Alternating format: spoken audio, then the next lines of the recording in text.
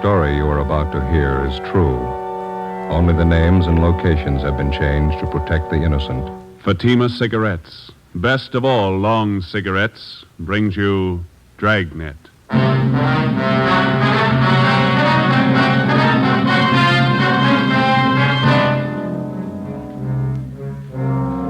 You're a detective sergeant. You're assigned a homicide detail. You answer an early morning call. A police officer on patrol duty disappears. Any attempt to contact him by car radio fails. Your job, find him. If you want a long cigarette, smoke the best of all long cigarettes. Smoke extra mild Fatima. Yes, Fatima is the king-size cigarette, which contains the finest Turkish and domestic tobaccos superbly blended to make it extra mild, to give Fatima a much different, much better flavor and aroma than any other long cigarette. That's why Fatima has more than doubled its smokers coast to coast. Enjoy extra mild Fatima yourself. Best of all, long cigarettes. It's wise to smoke extra mild Fatima. It's wise to smoke extra mild Fatima.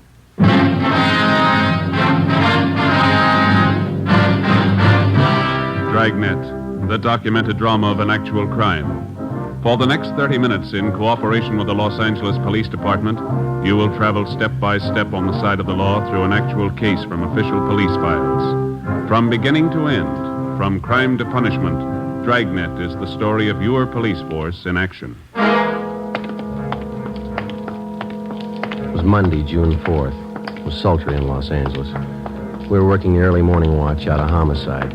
My partner's Ben Romero. The boss is Chief of Detectives Thad Brown. My name's Friday. It was 6:45 a.m. when we got to the Imperial Highway. San Pedro cutoff. Hi. Friday and Romero? Yeah, that's right. Pete Sutton, Sheriff's Department. How are you? Hello.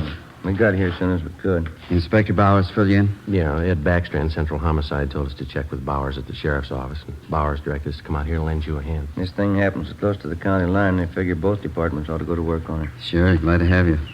Looks like a tough one. Is this the highway patrol car the missing officer was assigned to? Yeah. This is just the way we found it. We turned off the ignition. Motor was running, lights were on. Must have been idling quite a while. The temperature was up pretty high. When'd you find it this way? 45 minutes ago. Missing patrolman's name is Eugene Brewer. State Highway Patrol called the Sheriff's Department a little before 6 a.m. Told us the missing officer wasn't acknowledging his radio call. I talked to Mark Benson. Is the radio all right? We checked it. In fact, it was operating normal when we found the car. Mike was out of the bracket, laying on the seat there. Yeah. Any ideas? No signs of struggle. No blood stains. This asphalt here. No footprints anywhere.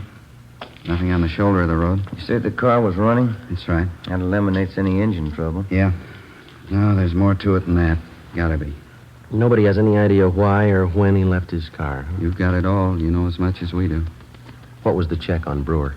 Mark Benson says he's one of their top men. Been with Highway Patrol for 8 years. Good record all the way. Have you talked to anybody around here? Pretty remote spot out here. A lot of truck gardens, that's about all. My partner, Dave Terry, turned up one man. Maybe he's got something. That's him over by our car. Hey, Dave, would you send him over here, please? Who is the fellow?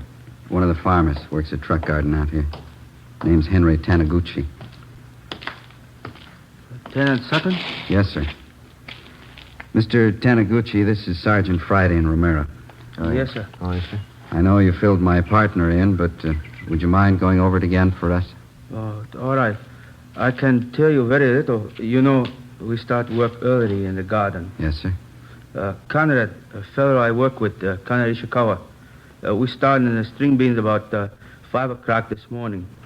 Bean patch near Imperial Highway. Yeah. We noticed a headlight stop off the side of the road. This happened all the time along the highway, but this stayed very long. Mm-hmm. About what time did you notice this, Mr. Taniguchi? Must have been 10 minutes past 5. I remember ask Charlie Fujikuni, our cultivator man, what time was. I see. Did you see or hear anything out of the ordinary? Oh, no, sir. We wait a while, and headlight do not move. Conrad and I decided maybe somebody was in trouble. this highway quite deserted early morning hours. What'd you do then? We walked up to see what was wrong. When we get close, we could see was state highway car, so we know everything all right. Mm-hmm. Did you see the officer in the car? Oh, no. Door was open on the other side. We thought maybe officer investigate something down in the brush. Did you see him down there? Oh, no. We just think he was check up something. So we go back to work. You saw nothing out of the ordinary, nothing unusual. No, we don't. We hear radio play. We know everything okay. That checks out. The radio was functioning when we got here. Mm-hmm. You didn't notice any other cars around anywhere, did you? Oh, no, sir. Thank you very much, Mr. Taniguchi. Here's my card. Appreciate it. If you think of anything else, please let us know. Oh, yes, I will. What happened to officer in this car? We don't know. Oh, he's all right. Probably look for somebody. Well, that makes us even. We're looking for him. Monday, June 4th, 8 a.m. According to our instructions, we headed back to the Hall of Justice to check in with Inspector Gordon Bowers and Captain Garner Brown of the Sheriff's Department. They were coordinating the search for the missing highway patrolman, Eugene Brewer. Inspector Ed Backstrand, Central Homicide, was helping out. To the peace officer, cooperation with all branches of the various law enforcement agencies is essential. Each man on the force knows the value of a coordinated effort. He knows that without the aid of the many divisions of law enforcing bodies in his city and county, the task of maintaining law and order would be a total failure. The local officer depends on the men in the federal, state, and county departments as they depend on him. Without this coordination, no one department could survive. 8:25 a.m., we met with Inspector Bowers and Ed Backstrand in the sheriff's office. Nothing, huh? Nobody saw him. If somebody did, we haven't found him, Inspector Bauer. We both figured the only thing to do was to ask for cooperation of the newspapers. We got it. Pretty good layout, huh? There's stories in every morning edition in town. They're running a picture and full description of the missing patrolman. Well, we talked to everybody we could find in the general area out there. We worked 2 hours at it. The spot where the patrol car was found is pretty remote. A couple of gas stations, some vegetable gardens. We told you about the Taniguchi fella. Checked all his friends that worked with him. They couldn't add anything. Maybe the newspapers will turn up something. I sent a special detail out there to fan out and search the entire area, 5 square miles. Yeah, it'll take time. There's nothing else we can do. No, there's nothing more we can do. There's nothing anybody can do until we can show them the patrol cars how to carry 2 men. Nobody seems to be able to do anything about it. Maybe they will now. Sending one officer out in a patrol car is like trying to run a trolley line with 1 man. How many cases can you remember in our department? Ed Dudman pulled the car over in Dogtown at 3 o'clock one morning. I remember. Driver turned out to be a guy with a record. Dudman couldn't know that. While he was making out the traffic ticket, the guy shot him down in the street. Dudman died before he could get help. Yeah, we do a lot of griping in the detective division, but those men in the patrol cars and the motorcycle boys, they get the dirty end of the deal for sure. You bet they do. When a detective is sent out on a job, he knows who he's after, what he looks like, what he can expect when he finds him. The boys in the patrol cars answer a call at 390 or 415 or 507. Sure, we know what they're supposed to be, but how often do they turn out that way? Prowler or peeping Tom? How many times do they have a gun in their pocket? How many cops do they kill every year? We've all been through it. We know what it is. Yeah, but how often do we think about it when we're griping on stakeouts? Let me tell you something. This goes for me as well as you. Let's not forget who the real cream of the force is, the backbone of any police department. Men on wheels. No question there, Skipper. Sorry, I didn't mean to make a speech, but when something like this happens, it gets to me. You're riding on short odds as it is. There ought to be 2 men in every patrol car. Well, I wish it'd been somebody else with Brewer. The guy on the job just doesn't disappear without a trace. It's just what he's done. We've checked everywhere, everything. Excuse me. Bowers. Who? Yeah, send him right in. This might help. Truck driver by the name of Nat Wolf. Says he's got something for us. Come in. Mr. Wolf? Yes, sir. Come in. Mr. Wolf, Inspector Backstrand, Sergeant Friday, and Romero. How do you do? All right. I saw the story in this morning's Times. I don't know if what I got's worth anything, but I figured I'd better pass it along to you guys. Something on the missing highway patrolman? Well, I don't know. The reason I'm here, maybe it's just a coincidence, but I gave a fella a hand earlier this morning out of the Imperial Highway, not far from where the paper here says the empty patrol car was found. About what time was that, Mr. Wolf? Oh, around 4:30 this morning. You want to tell us about it? Yeah. I'm an independent trucker. I haul topsoil for different nurseries. Stuff out there in Imperial's good rich stuff. We dig it right out of the side of the hill. Yes, sir? Well, I just loaded up, and as on my way back to town, this fella flags me down. Said he'd had a flat, pulled out on the shoulder of the road to fix it. Said he didn't know it was sand. After he'd fixed the flat, he found out he stuck. He couldn't get his car. You gave him a hand, huh? No, not with the flat. He already had that fixed, but I towed him out. I see. That's how I became suspicious of this fella. How do you mean? Well, I offered to get out and hook up the tow chain. He said, no, just stay in a cab. I figured if he could do it alone, it was all right with me. Well, I pulled him out. But here's the funny part. Yes, sir? The chain got a kink in it from the weight of the pull. It's no mean job to handle that alone, but he says, no, he'll do it himself. Seemed to me like he didn't want me to get a good look at him or his car. I could be wrong, but, well, that's the way it struck me. Did you notice anything? Yes, I did.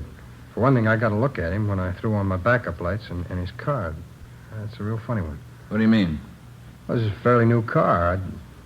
I'd say no older than last year's model, Plymouth. Well, at the risk of sounding completely nuts, I'm going to tell you that car looked like it had just been painted. There's nothing wrong in that, is there? Well, there is if you're off on the side of the road that time of the morning throwing cheap black paint all over a fairly new car. If he's using a spray gun, I could understand part of it. What's that? It was his license plate. Front one. It was all painted over. You couldn't read any of the numbers. Mm-hmm. What led you to believe he just finished painting his car? Oh, his hands and arms, and it was all over his clothes. Oh, I see. It's that kind of paint you put on the rag, you know. Oh, yeah. Well, I don't know. Was it worth bothering you guys about? You bet it was, Mr. Wolf. I can't tell you just what it means now. Maybe it doesn't mean anything, but certainly it's out of the ordinary and worth reporting to the police. Well, I hope so. I'd like to see you boys find that missing officer. Something's pretty rotten in Denmark about that one, huh? Maybe we found a hole. Maybe. Friday, I'd like to have you and Romero help out in the next step. What's that? Throw up a roadblock.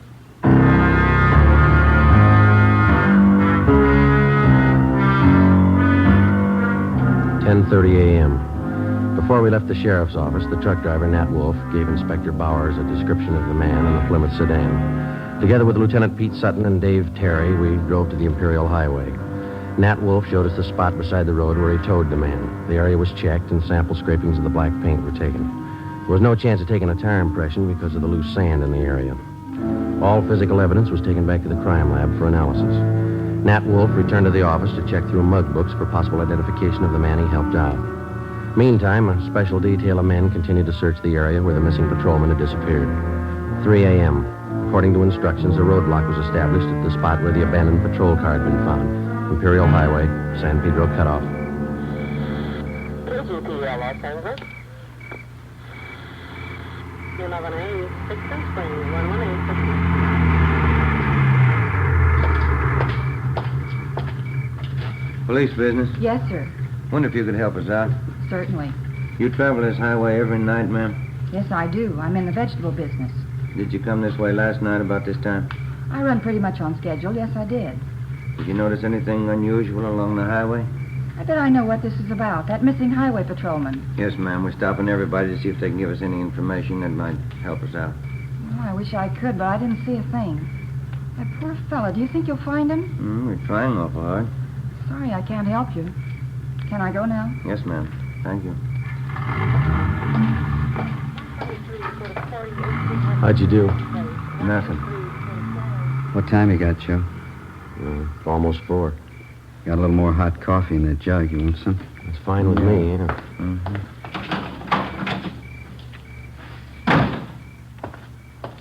Here we are. Cups in the lid here. Ben, Joe? Thanks a lot. Watch your fingers. It's hot. Yeah.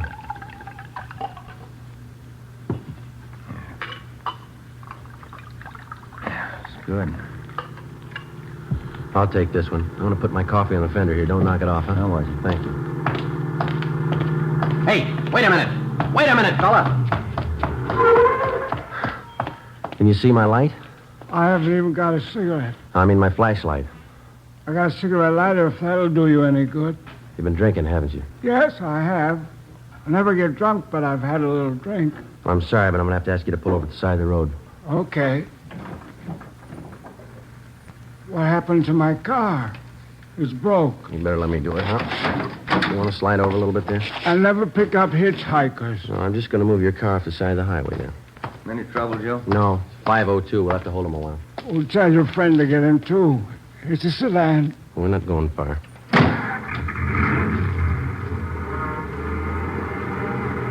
Where are we going? Right here. Is this the road to Pismo Beach? No, sir, not this one. Well, that dirty little Ernie, he lied again. He hates clams. What's that? I've been trying for 5 months to get to Pismo Beach for a bowl of clam chowder. I haven't made it yet. All right, you just sit here a while and sober up, will you? I'm going to hold on to your keys. I'll give them back to you. You haven't got a bottle in the car, have you? No, I never drink and drive. Alcohol and gasoline do not mix. Yeah. Do you drive this road every night? Every night. And he keeps telling me to take me to Pismo Beach. I love clams. You just sit here and sober up.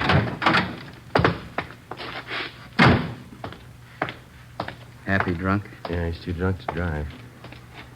Yeah, getting along towards daylight. Where'd I put my coffee? Oh, I put it over here, Joe. Afraid we knocked it off. Oh, thanks. This one's mine. Okay. You seem to come in bunches. You get 2 or 3, and then you wait for an hour. You know, they don't use this highway much since they put through that alternate, you know. Police business. Yes, sir? You travel this highway every night about this time? Once in a while. Haven't been over this way in a week. You didn't drive this way last night? No, sir, I didn't. Anything the matter? Routine check. Thank you very much. You can go on. Nothing. Yeah. Well, looks like a hopeless job, doesn't it? Business is picking up. Here comes another one. Looks like one of your sheriff's cars, Pete. Yeah. Reynolds, homicide. Pete Sutton? Yeah, Reynolds. You can pack up. They found him. Is he all right? 2 bullet holes in the back of his head.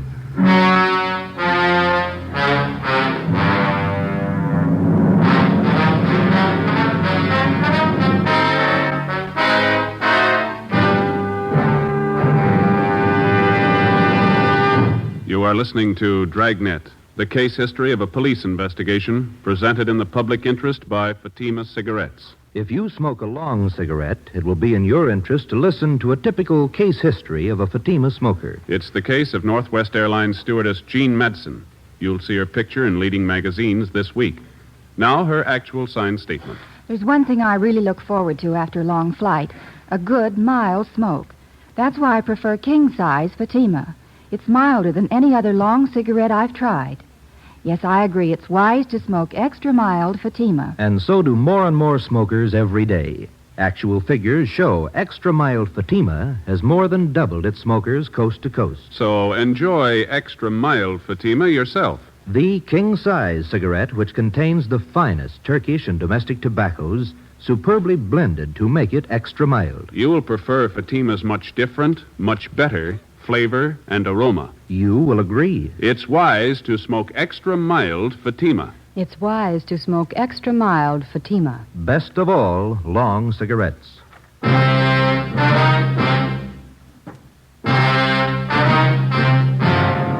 a.m. Tuesday. The body of Highway Patrolman Eugene Brewer was found half buried in a shallow grave approximately 4.5 miles from the point where his car had been found standing on the highway. The scene was roped off, photographed, measurements were taken, and the area carefully gone over for any physical evidence. A few scattered residents were again checked and asked if they'd heard gunshots.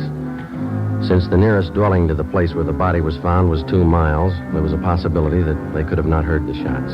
No one could give us any further information. The coroner's autopsy showed that Patrolman Brewer had been shot 3 times in the chest, 1 bullet directly entering his heart. He'd also been shot twice through the base of the skull. 1 p.m. Wednesday. I get it. Homicide, Friday. Pete Sutton, Joe. Yeah. Just had a call from our Hollywood substation. Woman reported her car stolen on Sunday night.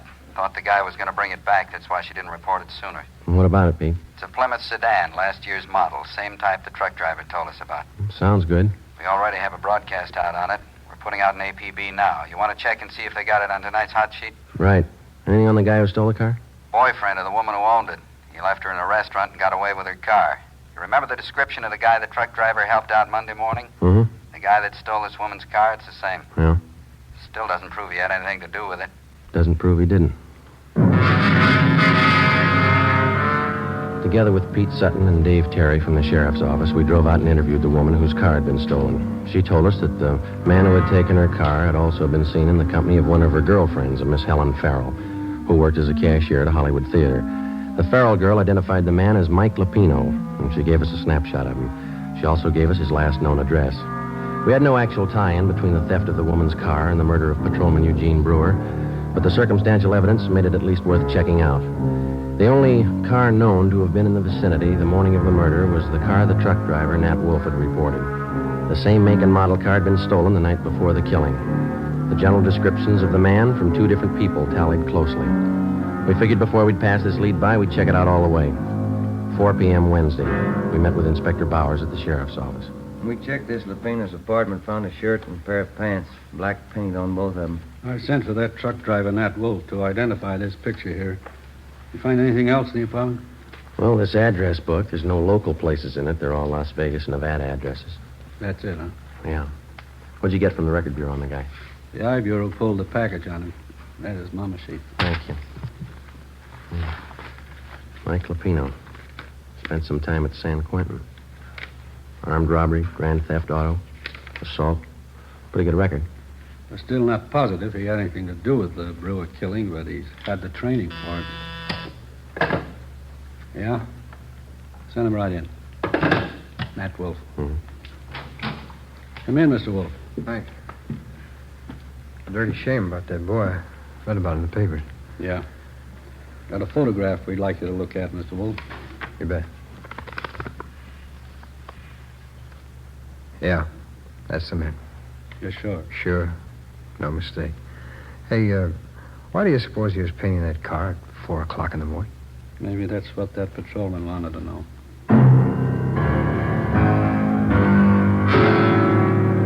We waited for an answer on the APB. 2 days passed.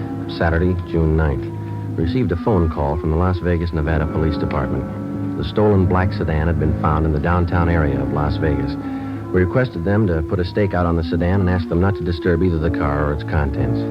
Together with Pete Sutton from the sheriff's office, Mark Benson from the Highway Patrol, and Ray Pinker of our crime lab, we flew to Las Vegas. Pinker checked the stolen car. Embedded in the rear seat were 2 spent bullets. There were also bloodstains on the seat and on the floor of the car. Pinker flew back to Los Angeles, where the evidence was analyzed. The bullets found in the car were fired from the same gun as the bullets found in the body of the dead patrolman. Fingerprints lifted from the stolen car matched those of Mike Lapino. Saturday afternoon, we checked in with Chief Harry Miller, Las Vegas Police Department. This is all you've got on him, huh, Chief? That's most of it, yeah. Since we staked out that black sedan, I've had the town covered for Lapino. No one saw him abandon that car, huh? No one we know of, no. Had good cooperation from the newspapers. Story's been on page 1 since the thing broke. Anything come of those names we got from Lapino's address book, the ones we phoned to you? Let's see, I got the list right here. Yeah, here we are. These are the ones my men have checked out already. George Connolly, nothing there. Harry Carlson, he and his wife have been checked out, nothing there. William Spencer, nothing at his place. We've got them all staked out. That leaves 2 to go, huh? That's right. We're checking the last 2 now. Nothing from the railroad stations, the airlines? They've been covered ever since we got your phone call. Yeah, I could be wrong, but I think your man's still here in town. Any reports on him? A couple of wild ones, nothing definite. Checked him out. Had one this morning from a dealer at one of the clubs downtown. About 10:30 this morning, he saw Lapino playing the 2-bit slot machine. We showed him his mugshot. He swears it's the guy. Well, all we can do now is sweat it out, huh? My men have covered everything. I don't know what else we can do. Yeah. Excuse me. Sure. Chief Miller. Yeah? You sure it's him? No, don't try to handle it alone. Keep the place covered the best you can. We'll be right out. They found him. 2 Las Vegas detectives named Billings and Vance answered a phone tip from a groceryman in the east end of town. He said a man had been buying groceries from him for the past 2 days and lived in the apartment house above the store. The 2 detectives showed the groceryman Lapino's mugshot. He gave a positive identification. They then checked with the apartment house manager. After looking at the mugshot, he identified Lapino as the tenant in apartment 10B. Detectives Billings and Vance staked out the place until our arrival with enough men to cover the area.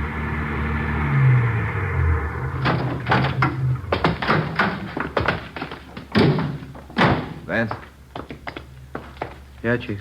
What's the story? Well, he's in there. Hasn't been out all day. Apartment 10B. We'll take the front, Chief. Manager thinks Lupino has a gun. Maid was cleaning the apartment, found some loose slugs in the dresser drawer. You still want it, Friday? Oh, it's our headache. Joe and I will go in, Chief. Right. Vance, get some men up on the roof to cover. We've already fanned him out around the building. I don't know what they tell you in L.A. on one of these things, but here we tell them to be careful. Right, Chief. Joe?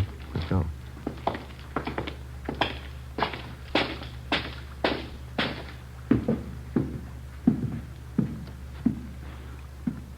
On the second floor. Yeah, let's take the stairs here. All right.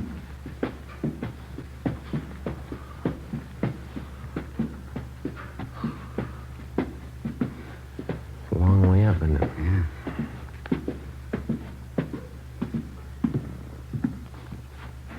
This way.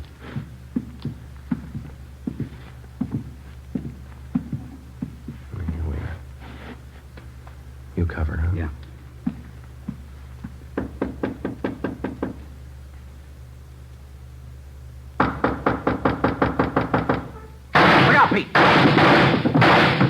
Shot right through the door. Yeah, he's got 2 left. Unless he's got another gun. Now, let's take him. One good kick ought to get the lock. Right. Just a minute. Now, let's go, Pete. Watch it! I got it! Watch that gun, will you? Drop it! Lupino!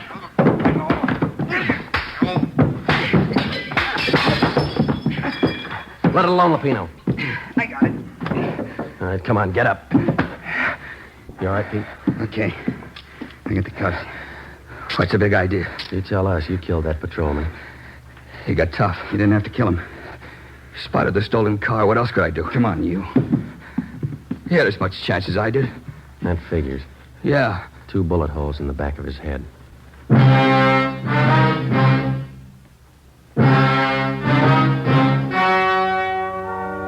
The story you have just heard was true. Only the names and locations were changed to protect the innocent. On October 2nd, trial was held in Superior Court, Department 91, City and County of Los Angeles, State of California. In a moment, the results of that trial. And now, here is our star, Jack Webb. Thank you. The working detective knows that every member of his local police department is a qualified man. He knows that his fellow peace officers have been carefully selected to perform their specific duties by trial, by examination, and by results. And so, with a cigarette, the makers of Fatima carefully select and blend only the finest Turkish and domestic tobaccos to make Fatima extra mild. Best of all long cigarettes. If you're a long cigarette smoker like I am, smoke Fatima. Every pack is extra mild. Fatima.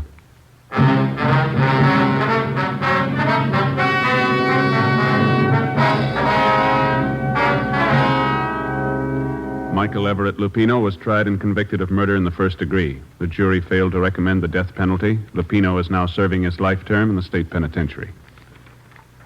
Ladies and gentlemen, the Los Angeles Police Department requests the cooperation of all Dragnet listeners in the following police matter. The Los Angeles Police Department would like every and any information regarding a gun fitting the following description: .38 caliber special Smith & Wesson revolver, gold seal model. The gun has a blue steel 4-inch barrel. The serial number is 210088. 210088. If you have any information as to the past or present whereabouts of this gun, contact W.H. Parker, Chief of Police, Los Angeles, California. This is a very important matter. All information furnished will be held in strictest confidence. Thank you. You have just heard Dragnet, a series of authentic cases from official files. Technical advice comes from the Office of Chief of Police W.H. Parker, Los Angeles Police Department. Coming up, Duffy's Tavern. 3 chimes mean good times on NBC.